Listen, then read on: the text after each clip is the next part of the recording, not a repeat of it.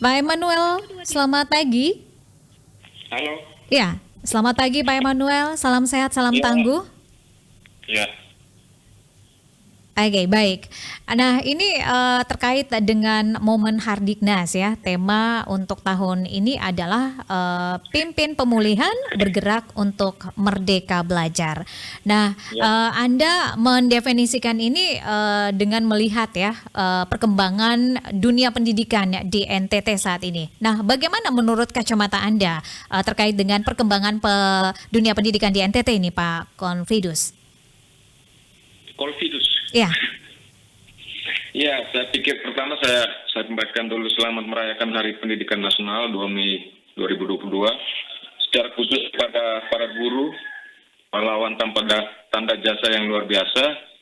Saya pikir ya hampir semua tempat, wilayah, dunia maupun di Indonesia bahkan NTT Ya. sedikit ya terpukul dunia pendidikan dengan adanya pandemi COVID-19 ya.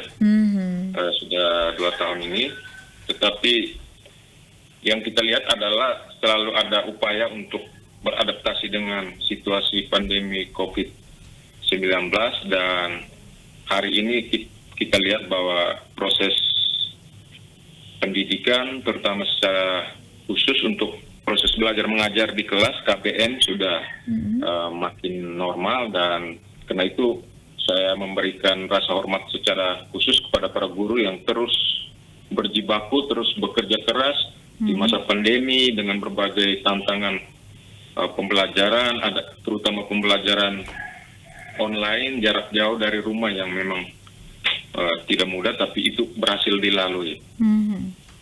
Ya, dan upaya-upaya itu terus dilakukan oleh pemerintah dan juga pihak sekolah ya. Salah satunya adalah dengan memberikan vaksinasi kepada siswa dan juga para guru ya, agar ini dunia pendidikan bisa berjalan dengan baik ya, seperti yang kita harapkan ya, agar bisa sekolah tatap muka begitu. Nah, meski kesadaran masyarakat NTT khususnya Kabupaten Sika ini menjadi sorotan Anda begitu Pak Kolvidus ya terhadap pendidikan sudah mengalami peningkatan namun tidak dibarengi dengan infrastruktur pendidikan yang memadai. Mungkin Anda bisa sampaikan kepada pendengar RRI di pagi hari ini terkait dengan perkembangan pendidikan khususnya di Kabupaten Sika sendiri ini. Silakan. Baik, terima kasih ya. Tadi di awal tadi Ibu bertanya soal Merdeka Belajar ya. Ya, tema untuk Hardiknas tahun ini ya. Ya, sebagai sebuah visi, sebagai sebuah cita-cita ini memang sangat kontekstual. Tapi kan tentu ketika kita ke lapangan, kita ke wilayah-wilayah dan kita melihat bahwa ya memang ideal dari Merdeka Belajar belum sepenuhnya terpenuhi ya. Karena di banyak tempat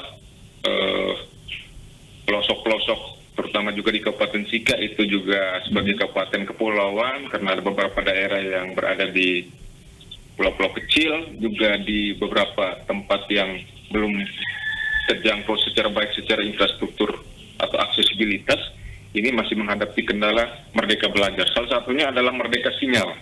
Merdeka Sinyal. Ya, Merdeka Sinyal, kemudian sarana dan prasarana pendidikan, gedung sekolah yang ya ada yang masih belum representatif, belum memenuhi standar sebagai sebuah gedung sekolah yang baik, itu masih kita temukan.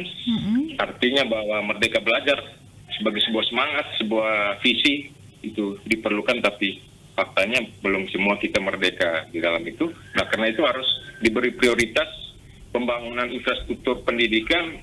Ya, mestinya tahun-tahun ke depan ini diarahkan kepada wilayah-wilayah yang belum, dalam tanda petik, belum merdeka belajar. Salah satunya juga Merdeka Sinyal, bahkan belum merdeka jalan juga ya. Ya, masih kesulitan dan itu sangat menjadi tantangan bagi guru-guru, juga bagi siswa, bahkan bagi orang tua untuk memajukan kualitas pendidikan di wilayah-wilayah tersebut. Tapi saya lihat di Kabupaten Sika, animo mengenyam pendidikan itu sangat tinggi ya? Sangat tinggi. Kenapa itu? Kita tidak boleh lupakan histori dari misi ya. Pendidikan, dasar pembangunan pendidikan di Sika adalah oleh misi atau oleh Gereja Katolik yang sejak waktu yang lama sudah menjadikan pendidikan sebagai satu pilar memajukan masyarakat di Kabupaten Sika, dan itu bagi orang Sika apapun keadaan ekonomi keluarga, sekolah itu nomor satu. Itu yang saya lihat dan saya memberikan rasa hormat untuk itu. Sekalipun banyak kendala-kendala ya, masalah-masalah yang dihadapi tadi, belum merdeka dari sinyal, kemudian belum merdeka dari akses jalan ya, lalu juga sarana prasarana yang ada. Namun ini perlu kita apresiasi bahwa kesadaran masyarakat khususnya di Kabupaten Sika ini terhadap pendidikan sudah mengalami peningkatan seperti yang Anda sampaikan begitu ya Pak Kolfidus ya. Oke. Nah, dari masalah-masalah yang ada ini kemudian apa upaya yang harus dilakukan oleh pemerintah Kabupaten Sika sendiri dan juga pemerintah Provinsi NTT menurut Anda, Pak? Baik, saya pikir upaya itu kan berkaitan dengan kewenangan dan jenjang pendidikan ya. Kalau pemerintah kabupaten kota kan mengurus jenjang pendidikan sekolah dasar, juga sekolah menengah pertama SMP. Sedangkan provinsi itu mengurus SMA, SMK, dan SLB atau sekolah luar biasa. Kita lihat data ini luar biasa ya. Di NTT ada 13.379 satuan pendidikan. 13.000. TK ada 1.600. Kelompok bermain ada 3.600-an. Tempat penitipan anak ada 24. PKBM atau itu yang kelompok literasi ada 200. SKB ada 20, SD itu ada 5.185, SMP 1.700-an, SMA 500, SMK 300, SLB 40. Nah, itu kita lihat sesuatu jumlah yang tidak mudah ya di dalam membangun infrastruktur pendidikan. Tapi kalau kita lihat guru kan, guru ini kan tidak banyak dari jumlah 5,4 juta penduduk NTT. Mestinya mereka itu sejahtera dengan amanat Undang-Undang Dasar atau konstitusi yang menegaskan bahwa APBN dan APBD kabupaten kota maupun provinsi itu 20% untuk anggaran pendidikan. Itu wajib, tidak boleh tidak kan setiap tahun anggaran. Nah ini guru kalau saya lihat, kalau kewenangan provinsi itu ada 28.000 orang guru, hanya sekitar 0,57% dari seluruh penduduk NTT. Mestinya isu tentang kesejahteraan itu tidak lagi kan di zaman merdeka belajar ini. Tapi itu kita masih temukan. Nah ini perlu komitmen dari pemerintah dalam hal ini, kepala daerah dan DPRD untuk mengarahkan anggaran 20% pendidikan paling tidak untuk dua hal, yaitu infrastruktur dan kesejahteraan. Ini saya pikir sangat penting. Oke, baik. Dua hal penting ya, infrastruktur dan juga kesejahteraan. Baik, dan salah satu faktor penentu untuk keberhasilan atau peningkatan mutu pendidikan di semua daerah ya, tidak saja di NTT, itu adalah kesejahteraan dari para guru itu sendiri ya. Nah, ini juga menjadi sorotan Anda juga bahwa banyak sekali guru-guru yang mengeluhkan bahwa honor mereka itu masih belum mencukupi untuk kebutuhan mereka sehari-hari. Itu yang Anda soroti. Dan kami juga perlu informasikan kepada Anda, Pak Kolfidus ya, bahwa beberapa hari yang lalu kami juga sempat mewawancarai Kepala Dinas Pendidikan di Sika terkait dengan masalah ini ya, SDM dari para guru, di mana masih ditemukan banyak sekali guru PAUD dan juga TK ini malah masih berijazah SD, kemudian SMP dan juga SMA ini paling banyak, Pak Kolfidus. Anda sudah mendengar kabar ini? Ya, baru dengar ini. Oke. Baik, silakan tanggapan Anda ini terkait dengan mutu pendidikan di NTT ya. Iya, mutu. Kalau ini kan kita misalnya mengambil analognya sebuah perusahaan kan. Iya. Nah, mutu produksi itu kan berkaitan juga kinerja karyawan. Dan salah satu unsur pembangun kinerja adalah kesejahteraan. Itu kita tidak boleh pungkirin. Meskipun guru dilabeli pahlawan tanpa tanda jasa, dibilang ingin pengabdian, tapi ini kan manusia. Jadi tidak boleh kita abaikan bahwa kesejahteraan itu salah satu unsur yang membentuk bagaimana mereka berkinerja dengan baik sehingga proses belajar mengajarnya juga bagus, tentu langsung berdampak ke kualitas pendidikan. Jadi jika ingin meningkatkan kualitas pendidikan di NTT, saya pikir salah satunya adalah memperhatikan dengan sungguh kesejahteraan guru. Mengapa guru-guru TK, kelompok bermain masih mungkin standarisasi ijazah? Itu kan banyak orang yang menjadi sukarelawan. Itu jangan dikritik, itu malah kita harus memberi penghargaan. Masih baik mereka mau terlibat di dalam proses itu. Yeah. Kan sifatnya sukarela. Jadi itu tanggung jawab negara untuk mengatasi itu. Itu menurut saya.